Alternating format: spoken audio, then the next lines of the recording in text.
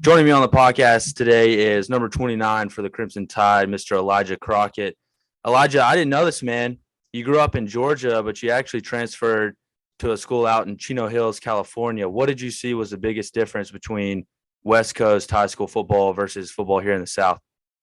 The main difference I seen really was, uh, I would say maybe I feel like in Georgia it's more.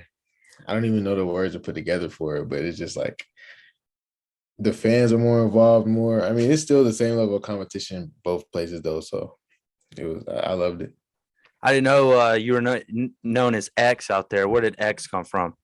X is actually it came from Xavier. So my name is Elijah Xavier Crockett. So they called me X, short for Xavier. Okay. Makes sense. Your coach, AJ Garcia, out in Chino Hills, California, said that he was most impressed with you in the weight room. What was the most that you ever, what's the most weight you ever thrown around out there? The most weight I remember hitting 500 on back squat my sophomore year in high school. So that's probably what really did it. Yeah, but shout out to Coach Garcia. Have you broken that since you've been here in Alabama? Oh yeah, I mean I hit. Yeah, I think the most I hit so far was 555 for like 3 reps. But yeah, So, as I mentioned, you transferred to California and then you came back, correct, as a senior in Georgia? no, actually, so I transferred to California as a sophomore. And then after my sophomore year, I went back to Georgia for my junior year. And then my junior year, that's when I went back to California for my senior Okay. year. So I got it backwards. Yeah. And then the COVID thing happened, and we didn't really play until February. So Rumor has it that you were getting recruited pretty hard by UCLA out there. What was that like, man? What was that recruiting process like for you? Just going from California to Georgia and all that stuff. Were the teams that recruited you in California, did they stay in contact with you when you came back to Georgia? actually, so my recruiting process is real and ordinary. It happened really slow.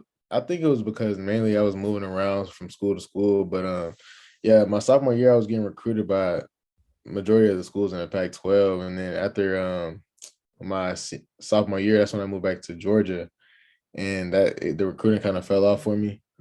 And then coming back to California, I was looking to get that the recruiting back going, but COVID happened, so yeah, Tell me the story about how you ended up in Tuscaloosa. it's real crazy actually. My mom, she she decided that I should go to a Nick Saban football camp. And I went to a football camp, and it worked out good for me. So I got in front of Bob Welton and Coach Robert Gillespie, and here we are. Oh yeah, man. I know me and you for sure know about those Nick Saban Yeah, camps, man, working out there in the heat. it's hot out there. What was it non-football that brought you to Alabama?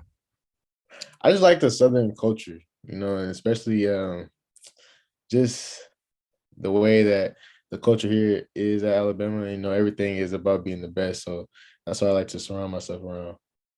You got the chance to learn under some pretty amazing coaches and running backs since you've been here.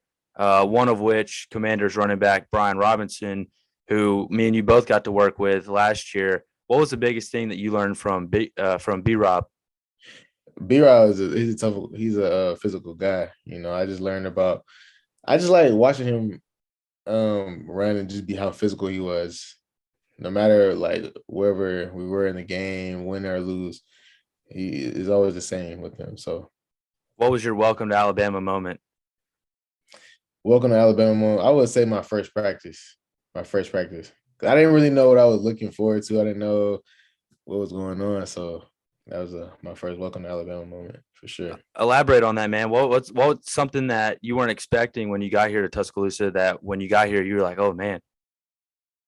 Uh okay, one of the main things that stood out to me I just like the atmosphere around here, just the way that the fans, the supporters support us as a team and everything, is real. It stands out to me a lot. You guys have A&M here tomorrow at 7 o'clock. What are your expectations going into the game tomorrow, man? A win. For sure. I mean, we practiced. We did everything we needed to do all week. So now it's time to put in the work. Well, speaking of, man, Elijah, I don't want to keep you long. I know you got a busy weekend ahead of you, but I want to thank you for coming on the podcast, brother. All right. Thank you for having me.